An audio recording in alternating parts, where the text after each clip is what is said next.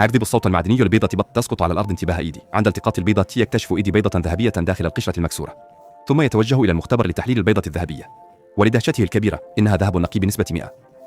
لذلك يركض فورا إلى منزله ليسأل زوجته عن مكان البطة التي تبيض بيضا من ذهب.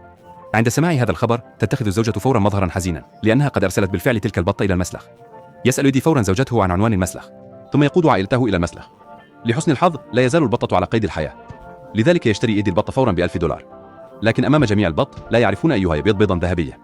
في هذه اللحظة خطرت لإيدي فكرة، لأن هذه البطة تبيض عندما تسمع نباح كلب، لذا ينزل على ركبتيه ويقلد نباح الكلب. ولكن بعد نصف ساعة لم يجدوا البطة الصحيحة بعد. كارل الابن الحزين لفقدان البطة يريد الخروج للتنزه، لكنه ينسى إغلاق البوابة وتهرب جميع البطات.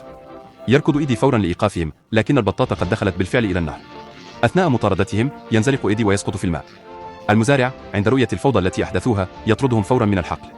تماما عندما يكونون على وشك الاستسلام يكتشف أن بطة تتبع كارل عن كثب. كارل سعيد للغاية ويحتضن البطة دون أن يتركها. إيدي يركض فورا، يجثو على ركبتيه ويقلد نباح البطة تضع بالفعل بيضة. إيدي يكسر هذه البيضة على الفور.